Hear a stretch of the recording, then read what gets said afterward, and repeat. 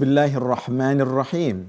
Assalamualaikum warahmatullahi wabarakatuh.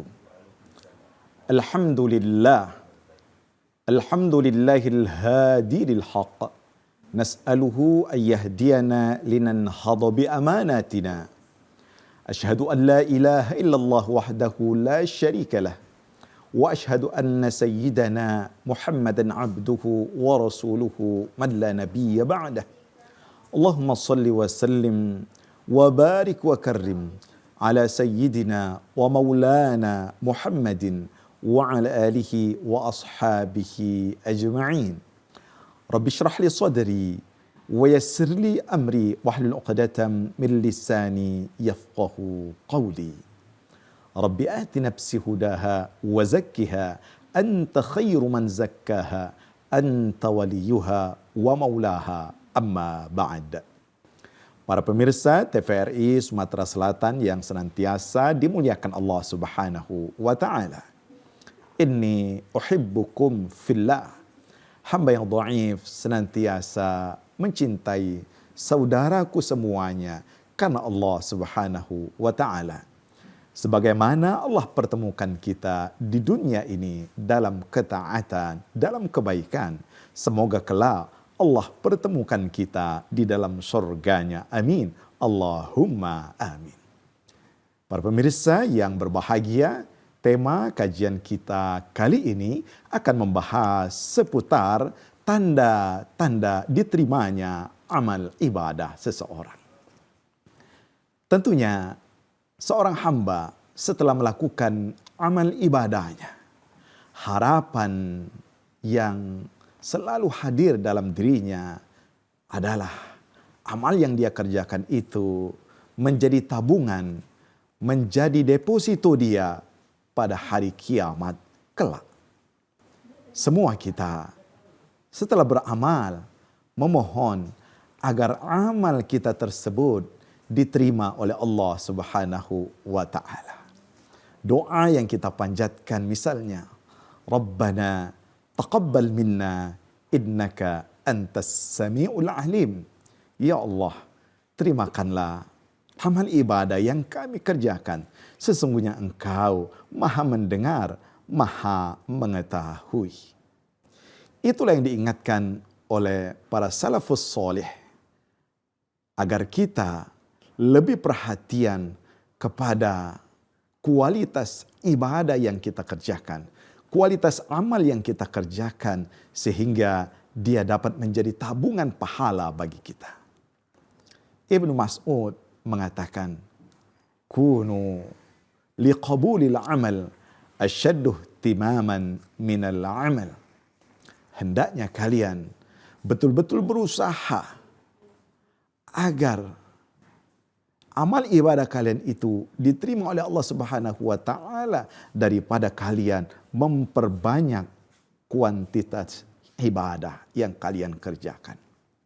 Nah, tentunya karena Allah Subhanahu wa taala tidak menjelaskan secara detail bagaimana ketika seorang hamba diterima amal ibadahnya, maka para ulama menjelaskan ada tanda-tanda seseorang itu amal ibadahnya diterima oleh Allah Subhanahu wa taala. Berbeda dengan masa lalu pada masa Nabiullah Adam alaihissalam. Ketika sebuah amal diterima, ibadah kurban dari Qabil dan Habil diserahkan, maka di situ ada pertanda sebagaimana disebut dalam surah Al-Maidah ayat 27, "Watslu 'alaihim naba'a ibnai Adam bil haqq idh qarraba qurbanan fatuqbila min ahadihima wa lam yutaqabbal minal akhar." Dan bacakanlah kepada mereka tentang berita dua anak Nabiullah Adam alaihissalam, Qabil dan Habil, mempersembahkan kurban. Qabil mempersembahkan buah-buahan, sayur-sayuran yang ternyata busuk dan tidak baik. Kemudian Habil mempersembahkan seekor domba yang besar dan ternyata yang diterima adalah kurbannya Habil. Disebutkan dalam beberapa riwayat dan dalam tafsir Ibnu Katsir, tanda diterimanya kurban Habil tersebut dengan munculnya api yang menyambar sehingga domba tersebut hilang. Artinya ini pertanda bahwa korbannya diterima oleh Allah Subhanahu wa taala. Dalam riwayat lain disebutkan bahwa domba yang diterima oleh Allah Subhanahu wa taala itu berada di dalam surga dan kemudian nanti diturunkan lagi ketika terjadi penyembelihan Nabiullah Ismail alaihissalam yang digantikan dengan seekor domba.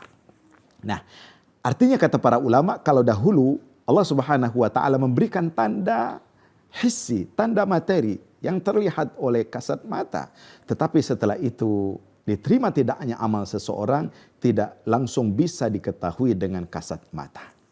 Namun demikian ada beberapa tanda kata para ulama yang bisa dijadikan referensi bahwa sebuah amal ibadah itu diterima oleh Allah Subhanahu wa taala. Di antaranya yang pertama, orang yang melaksanakan amal ibadah tersebut dia memiliki kelapangan dada, kelapangan hatinya, insyirahus sadr. Ini tanda pertama. Artinya setelah seseorang melakukan amal soleh, amal kebajikan, maka dia mendapat ketenangan, ketentraman, ketenangan jiwa, kelapangan hati. Sebelum sholat, boleh jadi gundah gulana hati dan pikirannya. Setelah sholat, dia merasa lapang hati dan jiwanya. Insyirahus sadr ini adalah bukti bahwa Allah Subhanahu wa taala menerima amal ibadah seseorang. Kenapa? Karena ternyata kebaikan yang dikerjakan oleh seseorang sebagaimana disebutkan dalam sebuah riwayat, al-hasanatu turithu nuran fil wajh. Kebaikan itu akan mewariskan cahaya di wajah seseorang. Wadhiya'an fil qalb, kemudian cahaya terang di dalam hati seseorang. Kemudian juga kebaikan ketaatan yang dikerjakan itu akan menghadirkan wasa'atan fir rizqi, kelapangan dalam rizki, wa quwwatan fil badani, kemudian kuat dalam fisiknya, dan wa mahabbatan 'indan nas, dan juga mendapatkan kasih sayang cinta dari sesama manusia. Ini artinya orang yang melaksanakan amal ibadah kebaikan akan mewarisi atau mendapatkan keistimewaan tersebut. Insyirahus sadr, kelapangan dada ini harus dilatih. Artinya apa? Seseorang ketika akan beribadah, mulailah dengan kelapangan dadanya, kelapangan jiwanya, bahwa ibadah ini adalah perintah dari Allah Subhanahu wa taala. Ketika melaksanakan amal tersebut juga dalam kondisi lapang hati dan tenang hatinya, pun setelah melaksanakan amal perbuatan tersebut, hatinya pun tetap menjadi lapang. Kemudian yang kedua, tanda seseorang itu diterima amal ibadahnya kata para ulama, ayyakuna ba'dal amali khairan min qablil amal. Bahwa orang yang melaksanakan amal soleh tersebut, kepribadiannya akan menjadi lebih baik setelah dia melakukan amal ibadah tersebut. Setelah mengucapkan tasbih subhanallah, mengucapkan hamdalah alhamdulillah, mengucapkan takbir Allahu akbar, mengucapkan hauqala la haula wala quwata illa billah, hatinya menjadi tentram dan kepribadiannya menjadi lebih baik. Selesai melakukan ibadah salat, melakukan ibadah puasa, melakukan ibadah zakat, ibadah haji, maka kepribadiannya akan menjadi lebih baik, lebih bagus daripada sebelumnya. Nah, kualitas seseorang yang menjadi baik ini, maka itu tanda bahwa ibadahnya diterima oleh Allah Subhanahu wa taala. Dan semakin bertambah umur, sesungguhnya seseorang itu mestinya semakin tambah bagus kepribadiannya. Semakin bertambah umur, semakin bagus amal ibadah kesalehannya. Semakin bertambah umur, semakin bagus muamalahnya kepada sesama. Karena ketika Allah Subhanahu wa taala memanjangkan umur seorang hamba, maka bagi seorang yang beriman semuanya itu adalah kebaikan. Fa innal mu'min la yazidu fil umri illa khairan. Sesungguhnya seorang mukmin itu ketika dipanjangkan umurnya tidak lain dan tidak bukan akan mendatangkan kebaikan untuknya. Maka amal ibadah yang dikerjakan oleh seseorang hendaknya menjadikannya lebih baik daripada sebelum dia melaksanakan ibadah tersebut. Kemudian tanda yang ketiga, seseorang diterima ibadahnya terlihat dari istimrar fil ibadah. Artinya continue dalam beribadah tersebut. Para ulama menjelaskan thawabul hasanati al hasanatu ba'daha. Pahala kebaikan yang dikerjakan itu adalah kebaikan yang dikerjakan sesudahnya. Artinya kebaikan yang dikerjakan saat ini akan menarik kebaikan-kebaikan seterusnya. Kita lanjutkan setelah yang berikut ini.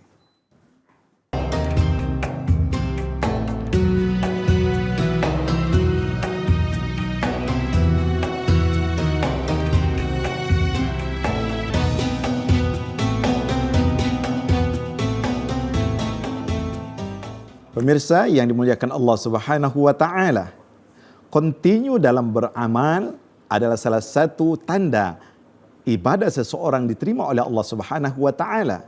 Dan Rasulullah sallallahu alaihi wasallam sangat menyenangi sebuah amal yang dilakukan dengan continue terus-menerus, walaupun amal itu kecil, walaupun amal itu sedikit. Khairul amali adwamuha wa in qalla. Sebaik-baik amal itu adalah amal yang dawam, yang sering, yang selalu, yang kontinu dikerjakan. Wa in qalla, walaupun sedikit. Artinya apa? Artinya mempertahankan ritme amal ibadah itu boleh jadi susah. Tetapi sedikit demi sedikit, maka itu salah satu bentuk kontinu dalam beribadah. Namun pertanyaannya, tidak sedikit kita hamba-hamba Allah Subhanahu wa taala apalagi setelah melakukan amal ibadah yang besar seperti puasa bulan suci Ramadan, ibadah haji, menyembelih kurban dan seterusnya. Kadang-kadang kita diliputi oleh kemalasan yang dalam istilah agama disebut dengan futur. Futur itu artinya seorang merasa lelah, merasa capek dalam beribadah. Apakah ini tanda tidak diterimanya amal ibadah? Para ulama menjelaskan tidak. Karena Rasulullah sallallahu alaihi wasallam menyebutkan dalam sebuah riwayat, inna likulli amalin syirrah. Sesungguhnya setiap amal itu ada masa semangatnya. Wa inna likulli syirratin fatr. Dan setiap masa semangat itu ada masa lemahnya, masa lalainya, masa seorang itu merasa capek.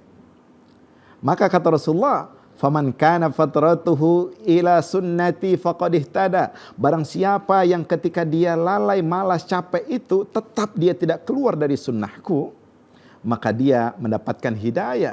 Dan sebaliknya, orang-orang yang keluar melakukan maksiat, maka mereka itu orang yang merugi. Bahkan Umar bin Khattab mengatakan bahwasanya inna lil qulubi iqbal wa idbar. Sesungguhnya hati manusia ini memiliki masa semangat dan memiliki masa malasnya. Fa in aqbala fa aujibuhu bil nawafilihi wa in adbara fa aujibuhu bil faraid. Ketika hati seseorang itu dalam kondisi prima semangat untuk beribadah, maka perbanyaklah nawafil, amal-amal soleh. Jangan kurang amal-amal kebaikan kita. Kenapa? Karena dalam kondisi suasana hati kita semangat, badan kita, fisik kita semangat untuk beribadah, maka dimanfaatkan dengan amal-amal sunnah. Sebaliknya, fa'idha adbarat, apabila kondisi hati kita lemah, capek, maka kata Umar bin Khattab, fa'alzimuha bil faraid, kendalikan dia dengan kewajiban. Jadi ketika kita dalam kondisi capek, lelah ketika selesai melakukan amal ibadah yang panjang atau amal ibadah yang besar, maka minimal pesannya dua. Pertama, hindarkan kemaksiatan kepada Allah Subhanahu wa taala. Yang kedua, jangan tinggalkan yang wajib-wajib saja. Artinya, boleh jadi dalam keadaan capek putur itu kita meninggalkan yang sunnah-sunnah, itu lumrah. Tetapi yang tidak boleh kita tinggalkan adalah kewajiban. Dan yang kedua, jangan sampai kita melakukan maksiat dan dosa. Kemudian, tanda amal ibadah seseorang itu diterima oleh Allah Subhanahu wa taala, seseorang itu akan zuhud dalam dunianya. Apa maksud zuhud di sini? Zuhud yang dimaksud adalah seseorang tidak menjadikan dunia cita-cita besarnya. Dunia dijadikan dalam genggaman tangannya, bukan di dalam hatinya. Itulah sesungguhnya zuhud. Zuhud tidak berarti seseorang fakir miskin. Zuhud tidak berarti seseorang menjauhi dunia, tidak. Bahkan sebagai seorang muslim, kita diperintahkan oleh Rasulullah SAW berdoa. Doanya pagi sore kita baca, Allahumma inni as'aluka at-tuqa wal afaf wal ghina. Ya Allah, aku memohon kepadamu ketakwaan, al-afaf, keterjagaan dari segala mara bahaya yang melalaikan, wal ghina, dan aku memohon kepadamu kekayaan ya Allah. Artinya, zuhud bukan menghilangkan dunia sama sekali, tetapi tidak menjadikan dunia itu di dalam hatinya. Dunia hanya di genggaman tangannya. Rasulullah mengajarkan kepada kita juga untuk berdoa. Allahumma inni a'udzubika minal kufri wal faqr. Ya Allah, aku berlindung kepadamu dari kekufuran dan kefakiran. Zuhud yang kita maksud di sini, ketika seseorang melakukan amal ketaatan, amal soleh, ibadah, harus hadir dalam dirinya bahwa dunia ini kecil di hadapan Allah Subhanahu wa taala, bahwa dunia ini bukan segalanya bagi dirinya. Dunia ini adalah tempat persinggahan saja. Maka orang-orang yang ibadah yang diterima oleh Allah Subhanahu wa taala, dia tidak akan pernah marah dengan dunia ini. Bahkan ketika dia menyaksikan orang menipunya, orang boleh jadi mencemoohnya, dia bukan marah, tetapi dia kasihan kepada orang-orang yang melakukan kezaliman tersebut. Yang keluar dari dirinya bukan emosi, tetapi rasa kasihan. Ternyata orang itu melakukan maksiat, melakukan kezaliman kepada saya, bukan kemurkaan dan emosi yang keluar dari dirinya. Inilah yang kita maksud dengan zuhud, ketika seseorang ibadahnya diterima oleh Allah Subhanahu wa taala, paradigmanya terhadap dunia, bahwa dunia ini hanya fasilitas sementara, bukan untuk selamanya. Yang terakhir, tanda seorang amalnya diterima oleh Allah Subhanahu wa taala adalah al-akhlaqul karimah, akhlak yang mulia. Ibadah yang kita kerjakan nonsen di sisi Allah Subhanahu wa taala kalau tidak dibarengi dengan akhlak yang baik. Sebuah amal ibadah, solat, puasa, zakat, ketaatan kepada Allah Subhanahu wa taala tidak bernilai di sisi Allah Subhanahu wa taala kalau tidak menghadirkan akhlak, etika, kebaikan kepada sesama. Dan inilah yang diajarkan kepada kita bahwa ibadah yang kita kerjakan harus menghadirkan pribadi yang memiliki akhlakul karimah. Bahkan dalam mengucapkan kalimat la ilaha illallah saja, ketika baginda Rasulullah SAW menyebutkan, orang yang pasti mendapatkan syafaatku, kata Rasulullah, man qala la ilaha illallah mukhlisan lahu qalbuh. Orang yang akan mendapatkan syafaatku adalah mereka yang mengucapkan kalimat la ilaha illallah ikhlas dari hatinya. Para sahabat bertanya, wa ma ikhlasuhu ya Rasulullah? Kata Rasul, apa ikhlasnya wahai Rasul? Kata Rasul, an tuhjizahu an ma'asillah. Ikhlasnya orang mengucapkan kalimat la ilaha illallah itu, kalimat la ilaha illallah itu meredamnya, membuatnya tidak melakukan maksiat kepada Allah Subhanahu wa taala. Ibadah salat diperintahkan kepada kita, tujuannya adalah Innas salata tanha 'anil fahsya'i wal munkar. Salat yang kita kerjakan harus menghasilkan, mencegah dari perbuatan keji dan mungkar. Puasa yang kita kerjakan la'allakum tattaqun, agar kalian menjadi hamba Allah yang bertakwa, yang memiliki etika dan adab. Haji yang kita kerjakan juga begitu. Faman farada fihinnal hajja fala rafasa wala fusuqa wala jidala fil haji. Orang yang berangkat haji itu harus menghiasi pribadinya, la rafas. Jangan selalu berkata kotor, berpikir kotor, wala fusuk, menzolimi orang lain, wala jidal, menghindarkan perdebatan dan pertentangan yang tidak bermanfaat. Inilah diantaranya tanda-tanda seseorang itu amal ibadahnya diterima oleh Allah Subhanahu wa taala. Yang pertama tadi insyirahus sadar, kelapangan jiwa. Yang kedua, setelah ibadah yang dia kerjakan itu, dia menjadi lebih baik daripada sebelumnya. Kemudian continue dalam beramalnya, lalu zuhud dalam dunia, dan amal ibadahnya menghadirkan akhlakul karimah. Semoga Allah Subhanahu wa taala menjadikan kita hamba-hambanya yang selalu berusaha memperbagus, memperindah amal ibadah kita sehingga betul-betul diterima oleh Allah Subhanahu wa taala, dan menjadikan semua yang kita kerjakan ini niatnya hanya untuk Allah. Rabbana taqabbal minna innaka antas sami'ul alim wa tub alaina innaka antat tawwabur rahim. Rabbana atina fid dunya hasanah wa fil akhirati hasanah wa qina adzaban nar. Walhamdulillahi rabbil alamin. Wassalamu alaikum warahmatullahi wabarakatuh.